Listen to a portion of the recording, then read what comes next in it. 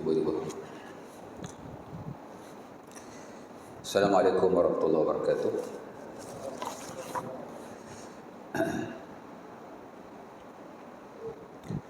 Innal hamdalillah nahmaduhu wa nasta'inuhu wa nastaghfiruhu wa na'udzu billahi min shururi anfusina wa min sayyiati a'malina may yahdihillahu fala mudilla lahu wa may yudlil fala hadiya lahu. Asyhadu an la ilaha illallah wa la syarika lahu wa asyhadu anna Muhammadan abduhu wa rasuluh. Allahumma salli ala Muhammad wa ala azwajihi wa zurriyyatihi kama shallaita ala Ibrahim wa barik ala Muhammad wa ala azwajihi wa zurriyyatihi kama barakta ala ali Ibrahim innaka Hamidum Majid. Bishrah li sadri wa yassir li amri wa hlul 'uqdatam min lisani yafqahu qawli. Amma ba'du. Pertama kali syukur kepada Allah Subhanahu wa taala kerana pada malam ini sama-sama kita berkumpul di surau kita untuk kita berkongsi sikit sebanyak perkara yang kita boleh ambil manfaatnya insya-Allah taala. Yang sebenarnya malam ni ganti saja kuliah anak yang asal raya haji itu. Ahad kedua kan raya haji. Jadi tak dapat hadiah. Jadi ganti hari ni. Kebetulan kosong kan, Sabtu Ahad kelima kan. Tak ada kuliah. Baik. Jadi last kuliah hari tu tuan-tuan, saya dah berkongsi sikit sebanyak tentang fiqhu al-mu'amalah ataupun sesi introduction awal lah, berkaitan dengan ilmu muamalah di mana saya memberi sedikit idea tentang perbezaan antara fiqhu al-muamalah dan fiqhu al-ibadah. Bagi nampak itulah dalam Islam ni ada dua jenis fiqh. Pertama ialah fiqh ibadat, yang merangkumi taharah, merangkumi sembahyang, merangkumi puasa, zakat, haji dan seumpama, yang merujuk kepada hubungan kita dengan Allah Subhanahu wa taala. Di mana dalam Quran ayat-ayat hukum yang kita sebut sebagai ayatul ahkam al-amaliyah, ayat-ayat hukum amali, sebagai besar merujuk kepada ibadah-ibadah yang seumpama itu. Ada banyak ayat tentang sembahyang, ada banyak ayat tentang taharah, ada banyak ayat tentang puasa dan seumpama. Itu dipanggil fiqh ibadat. Yang mana kita memang kena belajar bagaimana kita nak menyembah Allah Subhanahu wa taala. Cuma fiqh ibadat ni dia hanya sebahagian daripada ilmu syarah. Fiqh ibadat, the science of ibadat, the science of worship, Satu bahagian lagi dia panggil fiqhul muamalah. Fiqh muamalah. Tadi ibadat, kemudian fiqh muamalah. Di mana sebenarnya fiqhul muamalah lebih besar daripada fiqhul ibadah. Kerana muamalah ni dia merangkumi 4 bidang yang besar. Saya sebut dah hari tu kan. Pertama, muamalah maliyah, muamalah harta. Yang mana itu yang kita akan kongsikan pada kuliah kita sampai habis. Ada 15 bab semuanya yang saya telah ringkaskan dalam nota saya ini. Kita akan berkongsi daripada satu kuliah kepada satu kuliah yang lain. Habis satu bab, kita akan pergi pada bab yang lain. Bermula daripada muqaddimah muamalah harta sampai habis itulah tentang pemusakaan. Bab faraid lah. Kita akan sentuh sikit lah tak adalah detail sangat. Kemudian di tengah-tengah tu banyak lah hak jual beli, pinjaman, gadaian, sewaan, yang sebahagian besarnya bersifat komersial, tapi sebahagian yang lain yang bersifat charity, hadiah, hibah, wakaf umpamanya. Itu dipanggil kontrak-kontrak kebajikan lah, akad-akad kebajikan.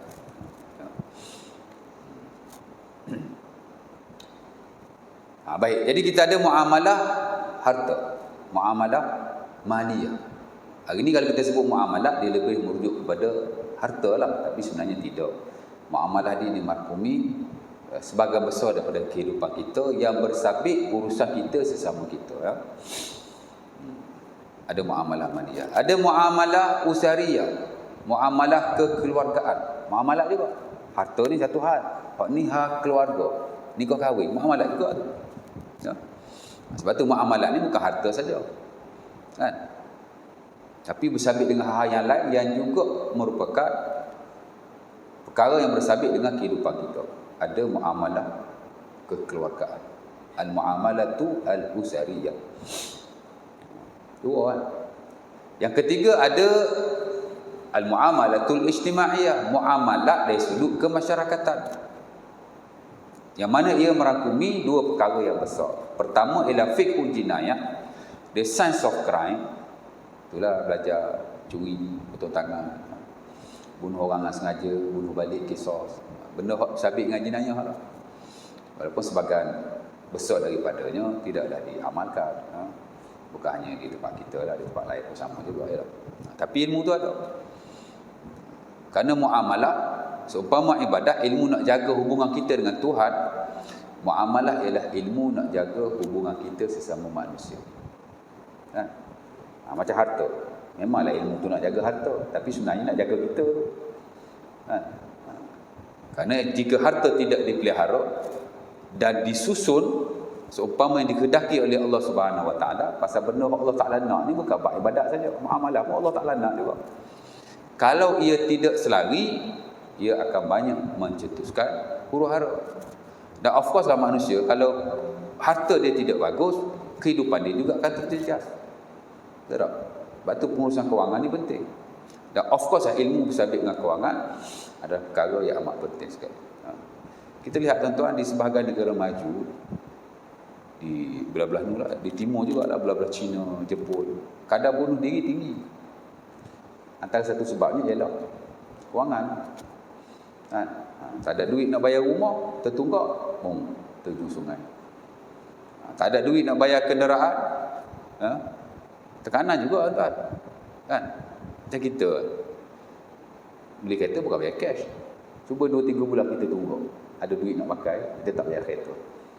Tak serabut, main duk call. Belum tarik lagi tu. Duk call pun serabut dah. Dia menjejaskan sikit sebenarnya. Harta ni dia memberi kesan lah pada kehidupan kita. Baik, balik pada yang tadi ya. Jadi kalau muamalah yang melibatkan hubungan sesama manusia tidak disusun oleh Allah Subhanahu Wa Taala, Allah Taala tak systemize, siapa lagi nak atur kehidupan kita melainkan Allah Subhanahu Wa Taala. Allah Taala atur ibadat ni aku nak macam ni. Cuba kita buat ikut Allah Taala nak. Happy ya. Semayang Allah Taala nak macam ni. Cukup waktu semayang. Ada rukun-rukun. Cuba kita ikut. Okey ya. Kan? Kita akan dapati kehidupan kita ada sudut spirituality, kerohanian. Teratur. Kan? Tenang aja. Cuba kalau kita tak ikut apa yang Allah Taala kehendaki. Tak? Salah lah kan. Jadi bab ni pun sama juga. Siapa yang boleh menyusun akan kehidupan manusia dari sudut hubungan sesama mereka.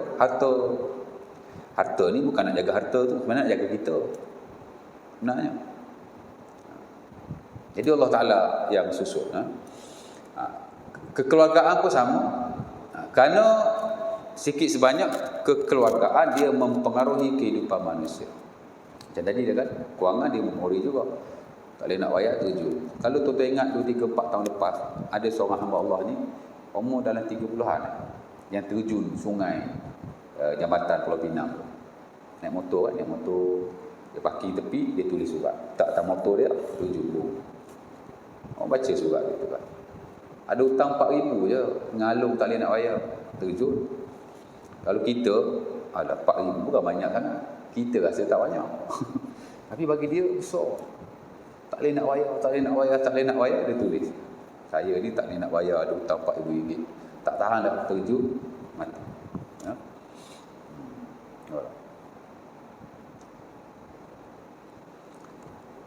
Baik. Jadi kekeluargaan sama juga. Itu satu bentuk muamalah. asalkan dia melibatkan hubungan dan urusan sesama manusia. Tadi harta, kemudian kita ada kekeluargaan, kita ada kemasyarakatan, sama juga. Fiqh jinayah, kita ada fiqhul qada, the science of judgment. Dalam Islam kena ada satu mahkamah yang menguruskan tentang pertikaian sesama manusia. Itu dia panggil fiqhul qada. Dia juga satu bidang daripada muamalah. Dan juga bidang-bidang yang lain yang tak ada lah dibincangkan secara terus dalam buku-buku fiqh muamalah, tapi dibincangkan secara berasingan, seperti fiqh siasah, the science of politics, muamalah juga tu. Ya. Dan dalam banyak hal, politik itu sendiri mempengaruhi akan keadaan masyarakat itu sendiri. Sebab itu dia penting. Ya. Fiqhul iqtisad, the science of economy. Walaupun dia satu part daripada muamalah harta, tapi banyak ulama yang mengarang buku ni secara berasingan. Sementara pada dunia hari ini moden, yang mana kehidupan kita amat bergantung kepada keadaan ekonomi, bukan hanya individu tapi secara am masyarakat dan negara itu sendiri. Jadi satu ilmu yang penting. Muamalah belaka. Ala kulli hal, saya dah terangkanlah pada tuan-tuan, ibadat dia macam ni. Kemudian muamalahnya ada beberapa bidang. Ada muamalah harta, ada muamalah keluarga, ada muamalah kemasyarakatan, dan hal-hal yang bersambung dengan. Jadi kita nampaklah sikit sebanyak di situ, ya. Baik. Kemudian hari ini saya nak masuklah bab yang pertama daripada bab muamalah harta. Itulah bab muqaddimah. Kita ada 15 bab semuanya. Bab pertama bab muqaddimah. Bab yang kedua ialah bab jual beli, babul buyu ataupun babul mai'. Bab yang ketiga ialah bab jual beli secara tempahan ataupun disebut sebagai bai'us salam. Dulu-dulu mungkin tak apa famous kot, tapi hari ni mai' salam adalah satu jual beli yang dilakukan secara meluas. Online semua tu tertakluk kepada pihak yang sama yang disebut sebagai bai'us salam. Kita bayar dulu, barang dapat kemudian.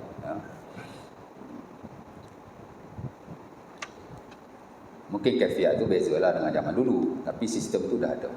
Dia panggil jual beli tempahan. Jual beli biasa kita beli dapat terus, itu al-bai'. Ini jual beli, kita beli dulu, kita dapat barangan kemudian. Kemudian bab yang keempat, bab usaha sama. Dia panggil babu syirkah ataupun babu syarikah. Mungkin secara jelasnya macam kita tak berapa terlibat. Sebenarnya kita terlibat banyak dalam hak ehwal syarikah.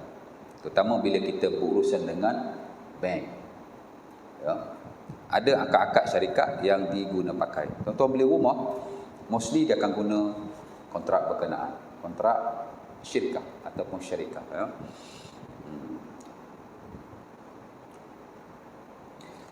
Kemudian kita bincang tentang babul wakalah, bab perwakilan. Kerana dalam muamalah harta, wakil mewakil ni satu benda yang digunakan atau diamalkan secara meluas lah.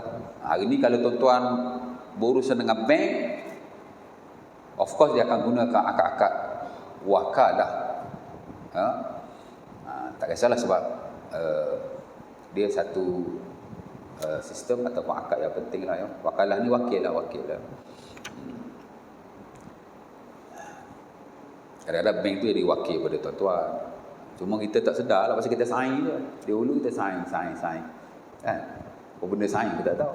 Ada sign, kita sign satu akad wakalah. Kita melantik bank jadi ejen kepada kita. Jadi orang tengah lah. Kan?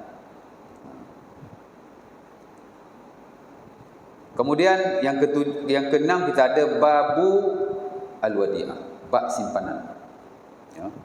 Ini kalau tuan-tuan pergi ke bank, dia ada buka akaun simpanan kan. Kalau yang Islami dia kata wadi'ah. Konvensional dia tak panggil wadi'ah, tapi kalau Islami dia panggil wadi'ah. Wadi'ah ni maksud simpan barang. Kemudian yang ketujuh bab pinjaman, babul ariyah dan babul qard. Dalam muamalah pinjaman ni ada dua. Kalau kita pinjam duit dipanggil hutang. Babul qard, hutang pinjam duit. Kalau pinjam barang baru dipanggil al-ariyah. Dia ada dua ya. Pinjam duit, pinjam barang.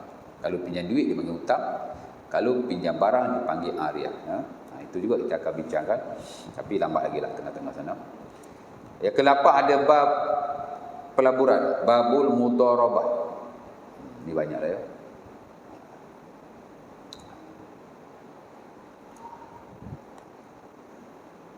Investment. Kemudian yang ke-9 bab gadaian ar-rahnu. Hari ini banyak kedai-kedai ar-rahnu yang dibuka. Ada ar-rahnu Yapim ya. Kita ada ar-rahnu Habib Jewel. Rumah saya dulu kerja ar-rahnu Habib Jewel. Saya ingat kat KL ni ada 5-6 cawangan tu.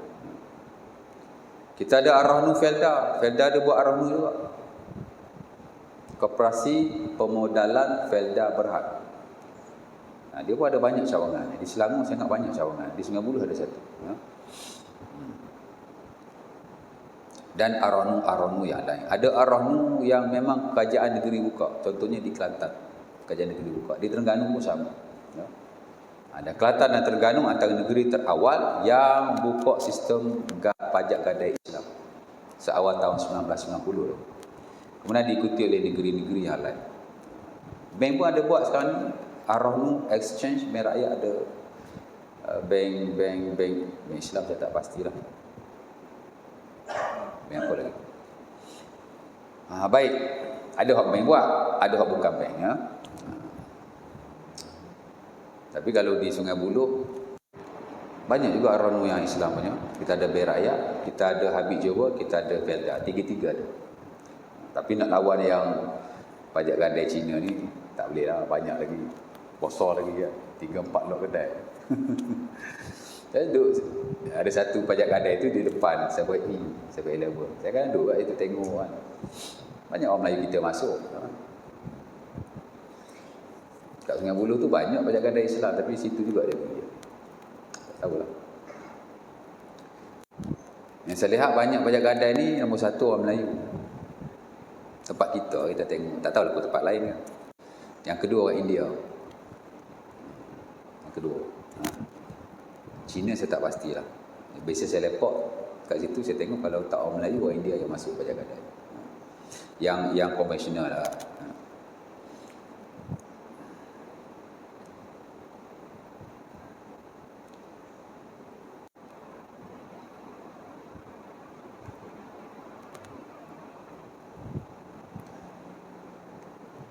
Pajak gadai yang konvensional dia punya bunga tinggi 8%. Lepas tu kalau kita tak bayar within certain tahun lah, saya ingat 3 tahun burn lah. 3 tahun tak bayar burn lah. Tinggi lah. Tapi kalau ar-rahnu yang Islami tu tuan-tuan tak dapat bayar tak apa, dia akan lelong. Kemudian hasil lelongan tu ada lebihan, kita akan dapat balik. Saya pun pernah lelong dulu gadai. Saya pernah gadai dulu tak dapat tebus. Lelong. Dapat duit balik. Banyak juga. Kalau gadai kedai Cina, burn lah.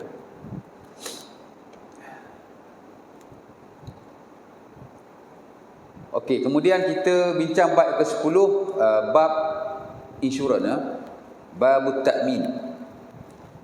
Itulah suatu sistem yang bersabit dengan kebajikan. Sesama ahli lah. Ya. Hari ini kita ada 2 jenis insurans lah ya. Pertama insurans hayat. Ya.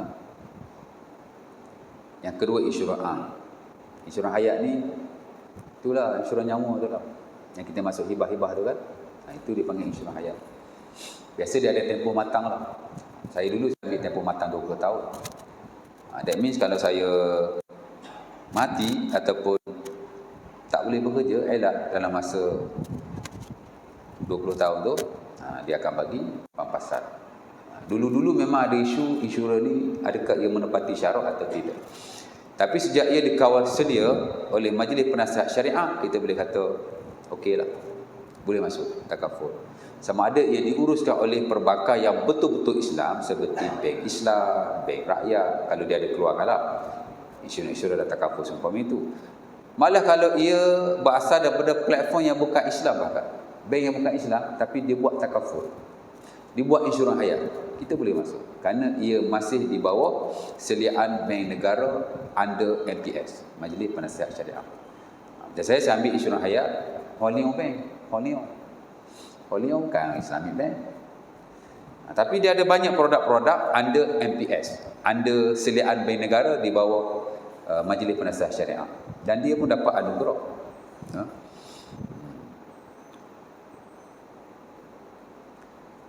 Tak kisahlah, mana-mana pun sama je. As long as kita ambil Islam ya. Kerana insurans pun walaupun dia bukan satu platform pelaburan, tapi kalau kita masuk insurans yang tidak Islami, duit kita tu akan sampai ke tempat-tempat yang haram lah. Itu saja. Kan?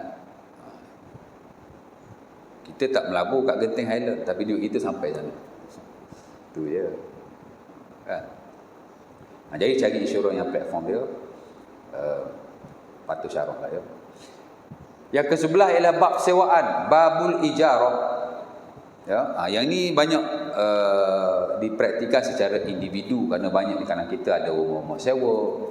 Jadi sikit sebanyak idea tentang sewaan, kalau kita tahu lagi bagus. Ya. Kalau kita tahu lagi bagus. Tapi kalau kita tidak tahu, payah juga, kan? Ada orang mengadu kat saya, tuan-tuan, dia sewa rumah. Masa lepas dia nak keluar, tuan rumah suruh dia, macam mana kamu masuk dulu, macam itulah kamu keluar. Ya? Saya kata ni tak mendapati syarat. Macam mana awak masuk rumah ni dulu, macam itulah awak kena keluar. Jadi penyewa ni nak kena keluar duit, kena cap balik, kena tukar fasiliti-fasiliti ada. Kalau lampu rosak kat sini kena tukar, sigi rosak kat sini kena tukar. Saya ingat tak mendapati syarat. Saya dah tanya tuan rumah, dia kata, tuan rumah kata saya buat ni Islam punya sistem ni. Islam buat mana? Macam mana kamu masuk, macam tu kamu keluar. Dia tak kena. Kan? Kalau benda tu kita rosakkan, yes, kita kena buat balik lah. Tapi kalau benda tu jadi rosak atau buruk dengan sendiri, dia tak boleh suruh kita buat macam tu. Mana boleh macam mana kau masuk macam tu kau keluar. Macam cat kan. After 5 or 6 years, cat dia akan jadi budak. Kita tak wajib ganti balik. Macam apa dia suruh kita cat balik? Contohnya. Tak tahu. Jadi salah lah penyewa tu. Bukan tuan rumah tu. Kecuali lah kalau anak dia pergi conteng dinding, boleh dah dia cat, dia suruh cat balik pasal dia dah kotor kan. Tapi kalau dia buruk dengan sendiri, dia tak wajib tukar. Nampak? Jadi cara dia tak betul lah. Tak Islami lah macam tu. Zalim lah kat penyewa tu.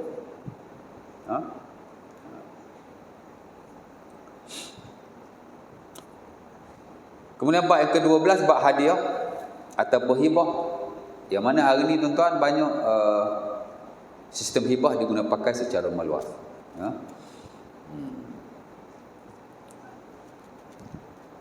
Tuan-tuan taruh penama-penama dalam sebahagian simpanan tu, itu under hibah kontrak. Tabung haji, KWSP, hak patut syarat tu. Kita ada taruh penama tu kan. Itu under hibah. Hibah ni dah digunakan pakai secara meluas. Bukan hanya dalam sistem-sistem perbankan dan kewangan Islam yang private, tapi juga peguam-peguam syarak, legally dia dah buat. Ya. Cuma yang dipraktikkan ni dipanggil hibah bersyarat lah. Ya. Hibah bersyarat ni kalau ikut di sisi majoriti haram dan segelintir membenarkan. Dan kita guna pakai yang itu ya. Hibah bersyarat ni maksudnya kalau kita taruh nama-nama siapa-siapa, kalau dia mati, harta tu jadi milik kita balik. Itu kalau mazhab Syafi'i haram lah. Mana boleh macam tu. Tapi ia telah diluluskan di peringkat bank negara. Mana-mana syarikat kewangan atau perbankan boleh guna hibah bersyarat di atas keperluan maslahat tertentu, dan sebagian ulama memberikan rukhsat. Kemudian yang ke-13 babul waqaf, bab wakaf. Kemudian yang ke-14 bab wasiat, kemudian bab yang ke-15 bab faraid. Ya. Jadi 15 bab lah dalam fiqh muamalah harta yang akan kita kongsikan insya-Allah taala. Insya-Allah. Aja nak tanya setakat ni.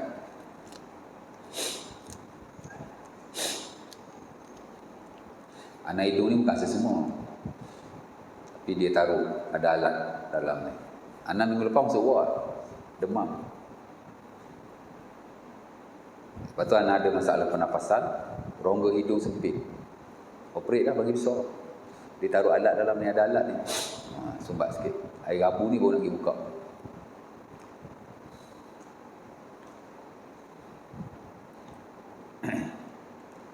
Ada soalan tak? Tak ada kan?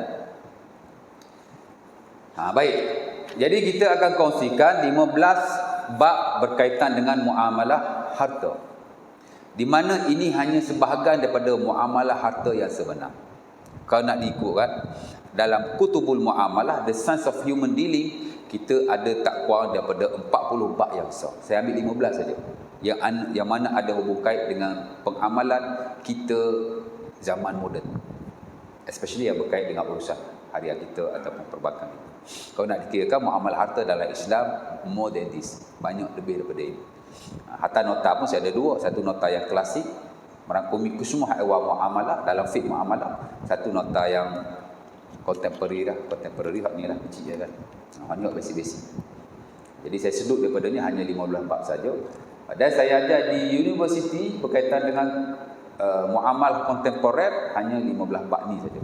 Maknanya kalau dia ada basic idea, student ada basic idea tentang hal yang berkaitan dengan muamalah semasa, kalau dia khatam yang ni, dah kira dia boleh, dia kira okey lah, dia tahulah bab muamalah. Ya. Tak dengar, tak faham apa dah? Ya. Okey. Ya. Dia muamalah ni sebenarnya, dia bukan hanya hubungan sesama manusia. Dia manusia dengan selain Allah. Kita dengan manusia, kita dengan harta, kita dengan environment alam sekitar. Kita buang sampah ikut dan dia. Bawa kereta pun buang sampah kan. Kita tidak bermuamalah dengan muamalah yang baik dengan alam sekitar. Muamalah dengan haiwan, ya, satu bentuk muamalah juga, kan? Siapa-siapa yang menzalimi haiwan, walaupun kecil, kan? Paling simple macam semut kan? Nabi SAW larang bunuh semut. Umpama diriwayatkan dalam Sunan Abi Daud daripada Jabir, nahan Nabi an qatlin namlah. Nabi larang bunuh semut. Semut tak buat salah apa pun, dia lalu depan kenyit, mati semut. Kita sudah tidak bermuamalah dengan muamalah yang baik pada semut. Cuma yang abang sebut tadi, muamalah ni dia umum. Apa-apa hubungan kita dengan selain Allah, dengan diri kita, dengan keluarga kita, dengan manusia lain, dengan environment, bahkan dengan haiwan, dengan alam semula jadi, itu konteks-konteks muamalah. Dan kerangka muamalah dibahaskan dalam fiqh muamalah. Cuma bila sebut muamalah dalam fiqh, dia merujuk kepada empat tadi lah. Harta, pernikahan, masyarakat. Masyarakat pula dia ada jinayah, dia ada qada', dia ada siasah. Itu dia punya gambaran syarah. Cuma yang abang sebut hak Bitcoin apa semua tu, muamalah itu dalam muamalah harta tu. Itu harta, itu masihlah harta. Betul. Itu harta, itu anda harta. Itu anda harta. Ya, itu dipanggil mata wang moden lah, yang digital punya. Bitcoin dia banyak kan. Boleh tak boleh kau macam mana? Boleh, habis tu muamalah juga tu, muamalah lah. Itu muamalah juga, jual beli juga. Dan dia merangkumi jual beli secara biasa. Dia macam kita jual beli kan. Kadang-kadang dia melibatkan tempahan juga. Cuma Bitcoin ni lebih kepada mata wang tu sendiri. Dalam muamalah moden, mata wang digital ni dia dibahaskan dalam sistem mata wang macam Bitcoin kan. Sampai hari ni pemain-pemain muamalah, our scholars dalam bab muamalah masih tak dapat kata putus. Bitcoin ni kita boleh buat, kita boleh guna tak boleh guna. Adakah ia menepati ciri-ciri mata wang yang dibenarkan dalam syarak? Sebahagian pemain dia kata tak. Mata wang digital ni masih belum cukup ciri-ciri mata wang yang dibenarkan dalam syarak. Nombor satu sekali, dalam syarak mata wang mesti dikawal selia oleh kerajaan. Sedangkan mata wang digital macam Bitcoin, dia tidak dikawal selia oleh kerajaan. Dia open platform. Jadi nombor satu tak cukup dah. Walau bagaimanapun, sebahagian kata okey, pasal dunia hari ini dia tidak hanya bergantung kepada sistem yang berasaskan kepada fiat money, duit fizikal. Tapi boleh juga wawang yang bersifat digital, as long as dia tidak dilarang oleh sesuatu pihak berkuasa. Macam kita kan, kita bernegara Malaysia, dia tak larang untuk orang berurusan dengan Bitcoin, tak larang. Tapi dia juga tidak menggalakkan. Macam Dr. Zaharuddin, dia kata berurusan dengan Bitcoin dia boleh, dia kata. Walaupun ciri-ciri matawang digital tidak menepati 100% kehendak dalam syarak, tapi di atas keadaan hari ini, yang mana mungkin hari ini dia satu benda yang baru, tapi dia akan berkembang daripada satu zaman, mungkin after 10 of 20 years ke hadapan, dia akan cukup ciri-ciri dan sifat. Jadi macam itulah nak cerita dia. Tapi dia masih muamalah. Dan dia benda yang masih boleh dibincangkan. Nak kata haram pun tak boleh, nak kata boleh pun tak boleh. Hari ni main negara pun dia beri kebebasan, as long as kita genuine lah benda tu, tak melibatkan scammer sudah seumpamanya, maka boleh. Bismillah. Tapi dia masih muamalah lah tu. Muamalah tu. Ada soalan lagi? Tak ada? Tak ada, kita pergilah bab yang pertama. Okey, bab yang pertama dalam muamalah harta ialah mukaddimah. Yang mana dalam mana-mana ilmu mesti ada mukaddimah tentang ilmu berkenaan, yang kita sebut sebagai introduction. Orang nak ajar tafsir umpama, ada seorang kita panggil dia ustaz, main ngajar ustaz tafsir. Ustaz nak ajar tafsir apa? Saya nak ajar tafsir Ibnu Katsir. Mari-mari first kuliah terus baca tafsir Al-Fatihah. Bismillah ni apa maksud? Alhamdulillah apa maksud? Saya rasa tidak sedemikian. Ustaz ni mula-mula sekali dia mesti sebut tentang mukaddimah ilmu tafsir, yang merangkumi nombor satu sekali, apa itu tafsir. Dia sebut dulu, tafsir ni secara bahasa begini, secara syarak begini. Dia akan sebut buku-buku tafsir yang ada dalam market. Kan? Ada tafsir bil Ma'sur. Tafsir bil Ma'sur ni maksudnya tafsir fully dengan hadis-hadis Nabi SAW. Tafsir Quran dengan Quran, tafsir Quran dengan hadis. Itu tafsir bil Ma'sur. Ya. Ada tafsir lughawi, tafsir dari sudut kebahasaan. Tafsir Zamakhsyari umpamanya dia sebut jenis-jenis tafsir, nama-nama kitab tafsir, ulama-ulama tafsir yang figure dan famous, dia akan sebut hal-hal yang seumpama itu. Saya rasa tak mungkin dia mari-mari dia mengajar tu tafsir Al-Fatihah. Dia akan sebut dulu tentang mukaddimah ataupun benda-benda basic berkaitan dengan tafsir, supaya bila kita belajar tafsir pada masa akan datang, korang kita ada idea-idea bersabit dengan ilmu berkenaan. Hadis pun sama. Ada ustaz kita panggil dia mengajar hadis. Kita nak ajar hadis apa ya? Saya nak ajar hadis 40 Nawawi. Okey, go for it. Saya rasa tak mungkin ustaz tu mari first kuliah dia tu akan ajar hadis nombor 1. Qala Rasulullah sallallahu alaihi wasallam an Umar ibn al-Khattab, innamal a'malu binniyat, bla bla bla bla. Hadis satu kan. Saya rasa tak mungkin lah. Dia akan sebut dulu hadis ni apa benda. Dia akan sebut kategori-kategori hadis. Ya. Ada hadis Allah, hadis kursi. Nabi kata, Allah kata. Nabi kata, Allah kata. Itu dia panggil hadis kursi. Kedudukan dia bilu Quran, bawah Quran lah. Quran, hadis kursi main. Ya. Kalau dia sahih lah, hadis kursi pun dia tidak sahih. Ada hadis Nabawi. Hadis Nabawi ni hadis Nabi kata. Kan? Hadis Nabi betul lah. Nabi kata begitu, Nabi kata begitu. Dan dia juga adalah wahyu, di mana kita tidak boleh menentang as long as dia sahih. Allah Taala berkata, wa ma yantiqu 'anil hawa in huwa illa wahyu yuha. Nabi tak cakap benda yang sia-sia, mereka apa yang diwahyukan kepadanya. Kemudian disebut hadis sahabat Nabi, sebutlah kategori-kategori hadis. Kemudian akan sebut hadis sahih, hadis dhaif, hadis palsu dan seumpamanya. Jadi kita ada idea lah sebelum nak belajar hadis ni, kita tahu hadis ni apa benda, kategori-kategori hadis. Hadis yang sahih ni macam mana, hadis yang palsu ni macam mana.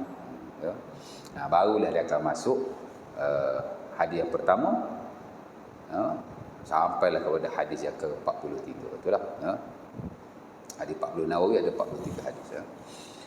Sama juga kita dalam fiqh muamalah harta. Ada mukadimahnya. Dan kadang-kadang di sebagian tempat saya mengambil masa yang agak lama. Makan setahun atau 2 tahun. Sebab kita kuliah sebulan sekali je. Kan? Dalam mukadimah ada 5 atau 6 bab yang mesti kita habisi. Yang mana kalau kita menghabisi mukadimah tentang ilmu fiqh muamalah, sekurang-kurang kita dah ada idea. Basic idea tentang apa itu fiqh muamalah. Mukadimah saya ada 6. Pertama ialah definisi fiqh muamalah. Sebagaimana ilmu-ilmu yang lain ada definisinya. Muamalah harta pun ada definisinya. Banyak definisi tuan. Cuma saya akan petik definisi yang paling banyak digunakan pakai dalam buku-buku fiqh muamalah moden. Dalam market kita ada lah fiqh muamalah Qal Haji, kita ada Osman Syabir. Ini tokoh-tokoh muamalah di negara Arab sana yang menulis buku muamalah moden dan peramalannya yang boleh kita rujuk lah ya. Itu kalau muamalah yang very spesifik lah. Hatta ada muamalah-muamalah moden dalam buku fiqh mazhab Syafi'i yang moden, Muktamad Mazhab Syafi'i Az-Zuhaili. Kita ada fiqh manhaji. Tuan-tuan kalau belajar muamalah, guna buku fiqh manhaji, itu sudah dikira memadai. Fiqh manhaji kan? Tak senang. Banyak majlis surah belajar fiqh manhaji, bagus. So, itu fiqh mazhab Syafi'i yang standard dan moden, yang sudah disaring. Dan dia menepati dengan keadaan kehidupan kita pada waktu itu. Jadi dia tidak terlalu klasik lah. Kalau tuan-tuan belajar buku fiqh klasik, boleh. Tapi sikit sebanyak dia kena suling juga dengan fiqh yang moden. Kerana sebagai isu dia tak ada dalam fiqh klasik. Dia adalah fiqh moden. Baik, definisi ya. Yang kedua ialah kepentingan fiqh muamalah. The importance of human dealing. Pasal apa kita nak belajar fiqh muamalah? Pasal apa? Kerana Allah Subhanahu Wa Taala sebagaimana dia nak ibadah kita betul, dia juga nak muamalah kita dalam keadaan yang teratur dan tersusun. Kerana muamalah kewangan kalau tidak ditangani dengan baik, manusia juga akan menghadapi keadaan kehidupan yang amat buruk. Macam saya sebut tadi kan? Banyak orang bunuh diri tuan-tuan kerana kewangan. Saya pergi kursus kewangan banyak kali dengan bank negara. Orang Melayu banyak muflis. Sebab itu dulu untuk nak mencapai status muflis, cukup dengan nilai 30,000 hutang yang tak dapat diselesaikan dengan perbankan. 30,000. Tapi hari ini dah 50,000 dinaikkan. Adalah sebab-sebab dia tu. Nilai mata wang yang jatuh dan kadar inflasi yang tinggi. Had untuk muflis pun telah dinaikkan 50,000. Saya pun ada kawan yang muflis tak. Kesian lah. Member beli kereta, pakai nama dia lah buat garantor. Member tak bayar. Muflis. Bila muflis, habislah. Nak buat urusan apa-apa dengan bank tak boleh. Nak buka akaun pun tak boleh. Ya. Terutama akaun semasa lah ya. Ada bisnes nak buka, nak ada buku cek kan. Ya, buka akaun semasa tak boleh.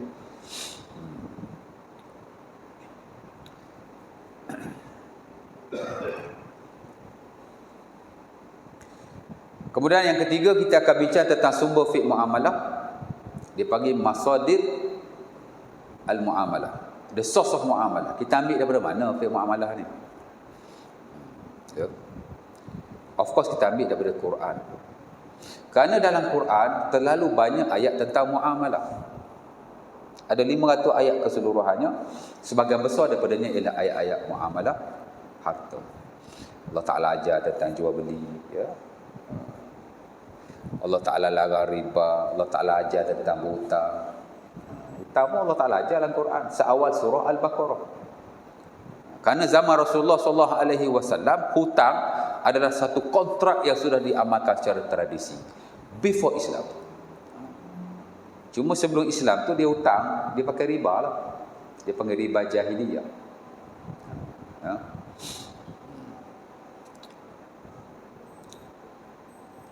Compounding interest. Tak bayar, bergantung. Tak bayar, bergantung. Itu jahiliyah.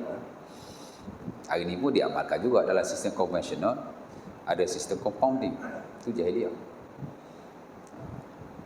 Sebab tu seburuk-buruk riba ialah riba yang bersifat compounding seumpama ini.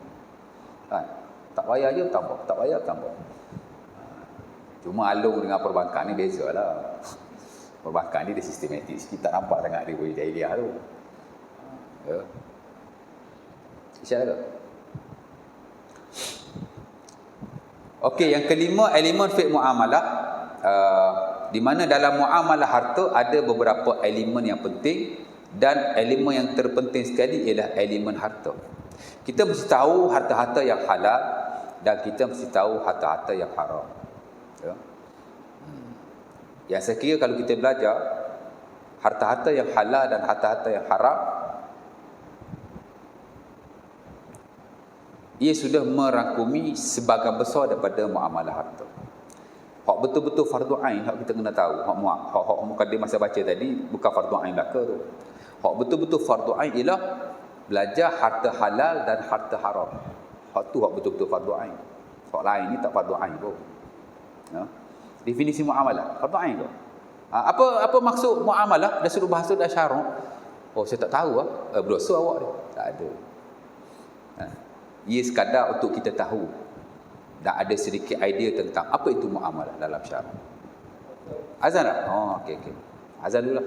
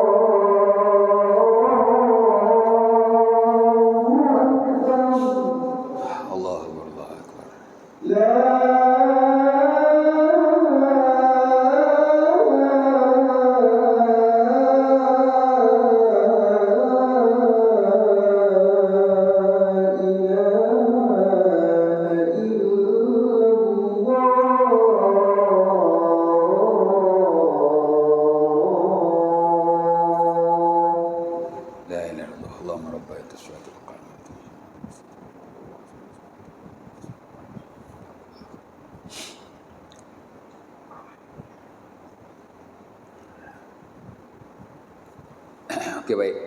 Jadi dalam mukadimah fiqh muamalah ni kita belajar definisi muamalah, kita belajar kepentingan fiqh muamalah, kita belajar sumber muamalah, of course daripada Quran dan juga hadis-hadis Nabi SAW. Kita belajar adabul muamalah, adab bermuamalah. Ya. Ada banyaklah adab-adabnya, tak kurang daripada 20 yang akan kita bincangkan. Kemudian kelima, kita ada elemen fiqh muamalah, ada 3 atau 4 elemen. Kita akan fokus kepada elemen harta. Itulah harta-harta yang halal dan harta-harta yang haram. 7 harta yang halal kita akan bincangkan dan 8 harta yang haram. Ya. Yang saya kira betul-betul fardu ain dalam fiqh muamalah, hak ni lah. Harta yang halal, harta yang haram. Hak lain itu fardu kifayah sebenarnya. Ya. Tapi hak ni kita kena tahu supaya kita tidak terlibat dengan. Ya. Yang halal tuan-tuan tahulah, makan gaji, ambil upah. Ya. Dapat hadiah, halal. Dapat hibah, dapat bonus, dapat allow. Ya. Hatta commission, orang broker. Tapi ada juga broker yang kadang-kadang buat benda yang tak patut juga. Ya. Jadi kita akan bincangkan. Ya. Of course lah harta yang haram, harta yang didapati daripada hasil rasuah, ya. Mencuri of course, ya. Penipuan, menipu. Banyak unsur-unsur penipuan dalam muamalah. Kan? Kadang-kadang kita sendiri pun terlibat juga. Saya tuan-tuan 2 kereta last month. Saya cerita berlaku keburukan kereta saya. Yang mana saya cerita benda buruk lebih banyak daripada baik kereta saya. Kereta saya ni problem sini, problem sini, problem sini, problem sini. 10 orang telefon, 10 orang tak berminat. Mula macam nak beli. Lepas kita dah cerita begitu, begini. Okey, nanti apa-apa saya call lah ya. Pakai tak ada lah tu. Ya. Tapi ada seorang Chinese ni, very good. Saya cerita kat dia begitu, begini. Sebab dalam hak jual beli, kita kena cerita keaiban. Sebenarnya, apa yang kita jual kan, lebih banyak daripada kebaikan dia. Apa aib barang aku ni? Hak tu kita kena cerita supaya dia tahu. Kan? Saya cerita. Dia kata tak apa, kereta second memang macam ni. Kalau saya nak perfect, saya beli kereta baru. Lepas tu bila saya dah jual, deliver kereta kat dia, saya kata kereta ni kalau ada masalah beritahu saya ya. Tak ada. Saya beli, saya takkan kacau tuan. Dah sebulan dia pakai, sampai hari ni tak pernah telefon saya. Ya. Sebab tu janji kita ikhlas, kita cerita kat dia. Saya tak berani nak jual barang. Dan keadaan ada benda yang patut dia tahu, dia tidak tahu. Saya cerita belakang. Kereta ni apa masalah? Mana kereta lama, mana tak ada masalah. Kan? Tapi kadang-kadang kita bila jual barang, kita tutup waktu. Ha? Kita ajar muamalah, kita sendiri tak buat muamalah. Mana boleh? Kan? Esok saya kena lempar lah api neraka. Andai nak ajar orang, kau sendiri tak betul. Kan?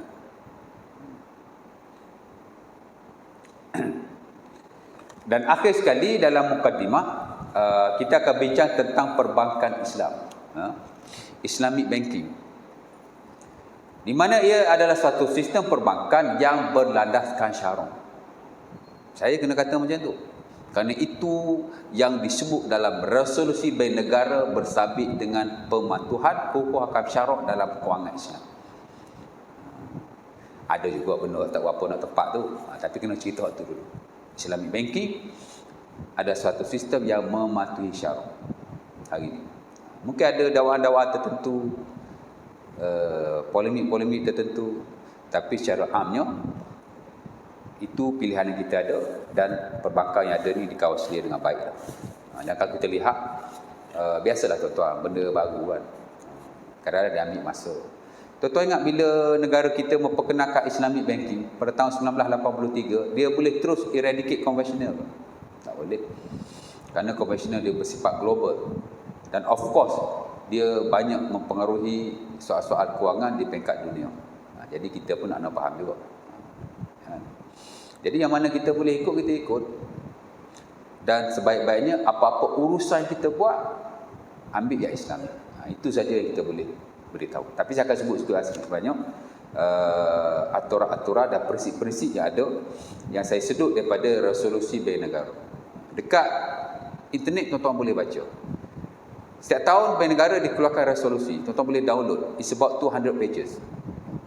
Kalau kita baca resolusi itu, baru kita tahu bahawa bain negara telah memainkan peranan yang amat besar dalam nak memastikan kewangan kita ke arah yang lebih baik. Cuma kadang-kadang dia makan masa lah. Dia ada plan strategi kewangan 10 tahun pertama, 10 tahun kedua, 10 tahun ketiga, dan ni 10 tahun keempat. Tapi unfortunately, boleh bersaing lah dengan konvensional tu, tapi masih tidak, belum di tahap yang memuaskan. Saya ingat tak sampai 50% hari ni orang Islam ambil perbankan yang Islam lah, masih duk pilih konvensional lagi. Jadi saya rasa mungkin setakat itu dulu untuk kongsian. Next nanti kita masuklah bab pertama. Setelah bab mukadimah, kita akan bincang definisi dan kepentingan muamalah, supaya kita tahu apa yang kita belajar ni juga adalah tuntutan syarak.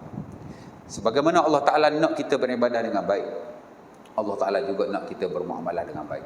Dan banyak hadis daripada Rasulullah SAW, orang yang bermuamalah dengan baik, especially dalam bab kehartaan, finance, dia dimasukkan oleh Allah Subhanahu Wa Ta'ala dalam syurga. Ingat, kita masuk syurga ni sebab semayang aja ya, sebab puasa saja ya. Ada orang masuk syurga kerana dia menguruskan kewangan dan hartanya dengan baik. Dia tidak terlibat dengan benda-benda yang haram, dan of course lah, dia tidak menzalimi orang lain bila dia melakukan sesuatu transaksi. Syurga dia. Ada orang hamba Allah ni tuan-tuan, dalam hadis yang diriwayatkan dalam Sahih Muslim pada Huzaifah, amalan ibadah tak ada. Sampai malaikat tanya, hal amilta min syai'? Hal amilta min khair? Qala la. Dulu masa hidupmu ada buat benda baik tak? Tak ada. Tazakkar, cuba kamu ingat. Dia ingat-ingat, tak ada. La, ma amiltu minal khairi syai'an. Aku rasa aku tak ada buat benda baik lah. Patut boleh ingat. Kuntu udayyun nas, atajawaz anil mu'sir. Dulu aku pernah tolong orang, bagi duit, pinjam, dan aku tidak menzalimi mereka.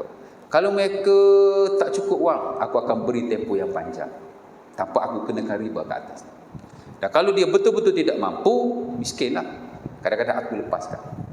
Maka Allah Ta'ala berkata kepada malaikatnya, tajawazu an hadza fulan, kerana dia telah berbuat baik kepada manusia lain, kamu lepaskan dia. Masuk syurga dia tu. Sebab itu benda tu amat penting sekali. Bila kita berurusan sama kita, adalah kita berurusan dengan cara yang paling baik, cara yang paling baik. Especially kalau kita berniaga, dia kadang-kadang tak payah terlibat dengan perbankan-perbankan tu, kita berniaga pun sama. Saya berapa bulan yang lalu lah, saya ingat sebulan dua, orang jual rambutan depan bank. Kita nak pergi cucuk duit kat bank, tengok rambutan, merah-merah. Saya kata, cik, saya nak 2 kilo ya. Nanti saya ambil, saya nak pergi bank je. Saya pun pergi bank, balik, ambil plastik kita, bayar. Balik-balik buka tuan, rosak-rosak rambutan tu. Aku tengok tadi atas meja cantik-cantik, nampak? Jadi benda-benda macam tu tak boleh. Bagi yang baguslah kat orang. Sebagaimana yang kita letak atas. Sebab tu Nabi SAW dulu di pasar-pasar di Madinah Nabi berjalan.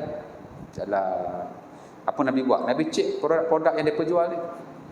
Kadang-kadang atas dia bagus. Nabi celup tangan. Bawah tak elok. Nabi tanya pasal apa? Ada tak elok bawah ni? Oh, malam tadi kena hujan. Asabatus sama. Nabi kata lain kali yang tak elok tak kat atas. Yang elok tak kat bawah. Kamu yang elok tak kat atas. Yang tak elok tak kat bawah. Itu masuk dalam muamalah yang haram lah. Kan? Bila orang nak ambil kat bawah. Bawah tak elok. Jadi kita kena tahulah benda-benda seumpama itu. Yang kadang-kadang dia akan menjejaskan kehidupan kita lah ya. Insya-Allah taala aku qaul hadza wa astaghfirullahi wa lakum. Assalamualaikum warahmatullahi wabarakatuh. Kita tutup menjadi kita atas kafarah surah Al-Asr.